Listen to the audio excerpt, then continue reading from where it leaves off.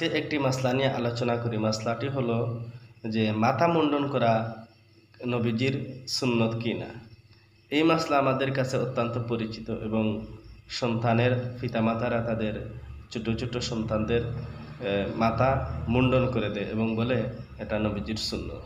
এই মাসলাটা যদিও আমাদের সকলের কাছে পরিচিত এবং যদিও আমরা নিজেদের মাথা মুন্ডন করি, নিজের সন্তানদের মাথা আমরা মুন্ডন করে দেই নবীজির সুন্নত বলে।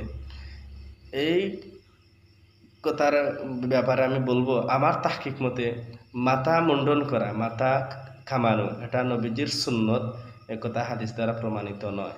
এটা একেবারে নির্জলা মিথ্যা কথা, ভিত্তিহীন কথা যে মাথা মুন্ডন করা এটা নবীজির সুন্নত, এটা হাদিস দ্বারা প্রমাণিত নয়।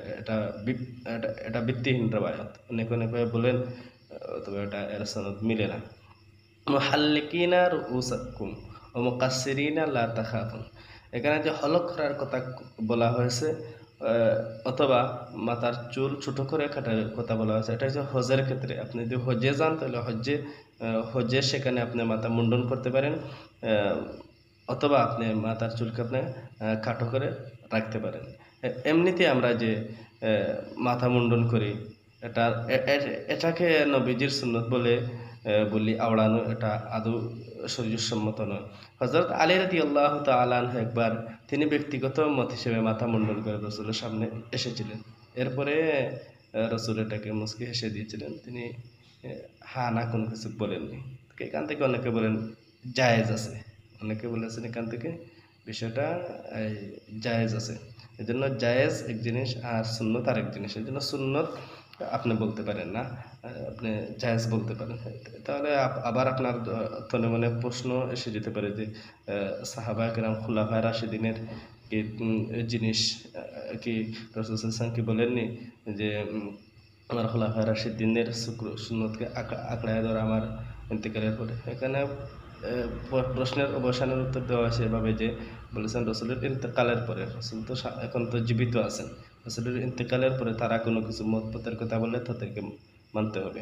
যাই হোক, রসুল যেহেতু আছেন উপস্থিত হীন হায়াতে, এই সময়ে সাহাবায়ে কেরামদের কোনো বিধান কর্তব্য এটা রসুল যাই করেছেন তাই মানতে হবে। সাহাবায়ে কেরাম এটি আপাতত আমরা রাখলাম। এরপরে আসেন, আপনার মাথায় যদি উকুন যদি হয়, আপনার মাথায় যদি জ্বলাপোড়া যদি হয়, কোনো কারণে যদি আপনার মাথায় যদি মুন্ডন করতে হয় তাহলে আপনি করতে পারবেন, এটা জায়েজ আছে এবং রসুল থেকে অনুমতি পাওয়া যায়। হুদায়বিয়ার সময় এক সাহাবীর পাশ দিয়ে রসুল অতিক্রম করতেছিলেন, তখন ওই সাহাবী মাথায় হাত বুলাইতেছেন, তখন রসুল বললেন তোমার মাথায় কি এই আওয়াইউজিকা হাওয়ামুর রাসি, তোমার মাথায় কি এই কীট পতঙ্গের কারণে, উকুনের কারণে কি কষ্ট হয়? তখন তিনি বললেন জি। রাসূল বলেন তুমি কি করো, তোমার মাথা মুন্ডন করে নাও এবং আত্তাম সিত্তাম মিসকিন, 6 জন মিসকিনকে খাবার খাবাও, এরপরে সুম সালাতা আইয়ামিন, 3 দিনের রোজা রাখো। এজন্য এখানে আমি দ্ব্যর্থহীন ভাষায় আমি বলতে পারি যে মাথা মুন্ডানো আপনার স্বাভাবিক অবস্থায় মাথা মুন্ডানো এটা নবীজির সুন্নত, এটা আদৌ সহিহ নয়।